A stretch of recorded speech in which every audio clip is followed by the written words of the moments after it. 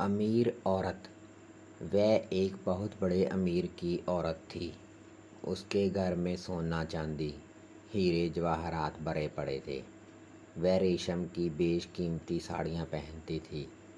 सुबह शाम दोनों वक्त वह अपने कपड़े बदलती और कोई भी साड़ी एक दफ़ा पहन लेने के बाद वह फिर उसे दोबारा नहीं पहनती थी।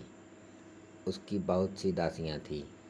कोई काम अपने हाथों करने की ज़रूरत ना थी। उसका पति भी उसे बहुत प्यार करते और जो चीज़ वह मांगती तुरंत ला देते।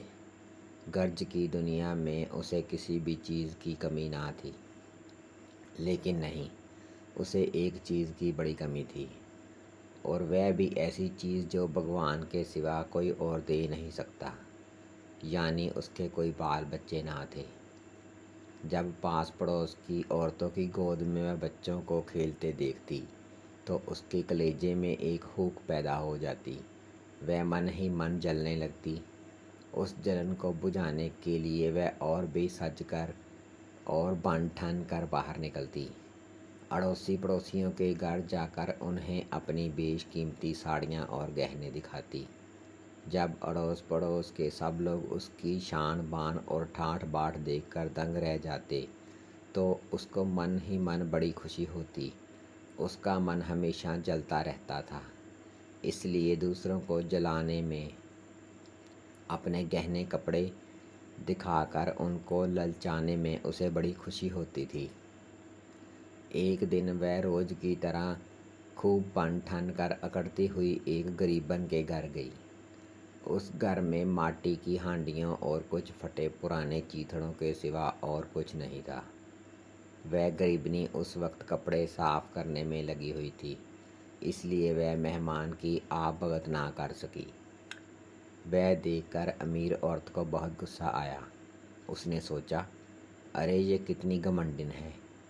ठीक तो है, इन कंगालिनों को हम अमीरों की खातिर क्या करना मालूम। लेकिन वह किस बल पर इतनी फूली हुई है। घर में तो बूजी भांग भी नहीं है, फिर ये अकड़ कैसी। ऐसा सोचकर उसने उस गरीबिन से कहा, क्यों बहन, तुमने कभी मुझे अपने गहने कपड़े नहीं दिखाए? अगर तुमको कोई तकलीफ़ ना हो तो मुझे ज़रा दिखा दो। लोग तो कहते हैं कि तुम जैसी बड़भागिन कोई नहीं है। गरीबन ने जवाब दिया, अजी मेरे गहने कपड़े तो अभी बाहर गए हैं, थोड़ी देर में आ जाएंगे। ज़रा बैठ जाइए तो सब कुछ देख लीजिएगा। अमीर औरत वहीं बैठ गई और मन ही मन सोचने लगी, कैसे हैं इस औरत के गहने कपड़े जो चलते फिरते भी हैं। ये तो कभी सुना नहीं कि गहने कपड़े भी घूमने फिरने जाते हैं। तब तो वे बड़े निराले होंगे। अच्छा, थोड़ी देर में सब मालूम हो जाएगा। इतने में दो खूबसूरत बच्चे हंसते हुए किलकारियाँ मारते हुए दौड़ कर आए और गरीबन से लिपट गए और ठोडी पकड़ कर कहने लगे, माँ माँ देखो, आज तो हमें स्कूल में कैसे कैसे इनाम मिले हैं। मास्टर साहब ने कहा था, अगर तुम क्लास में हर साल अव्वल आओगे तो हर साल तुम्हें इनाम मिलेंगे माँ, और अब हम भी मन लगा कर पढ़ेंगे। माँ ने उन दोनों बच्चों को गोद में लेकर चूम लिया और अपने मेहमान की तरफ देखकर कहा, बहन देखिए, यही मेरे हीरे जवाहरात और पट पार्टनर हैं। मेरे लिए यही सब कुछ है।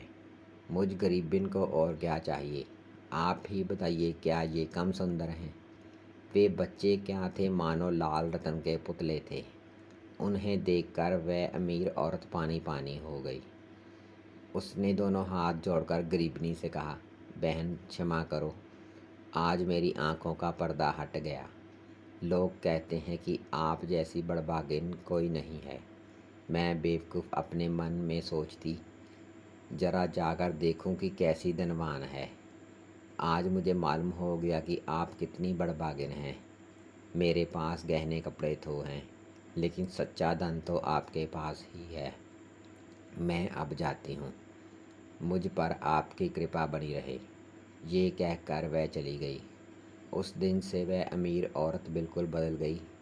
अब उसमें गर्व का लेश मात्र भी नहीं रह गया था, मगर वह अपने हाथ से घर के सब काम काज करती है।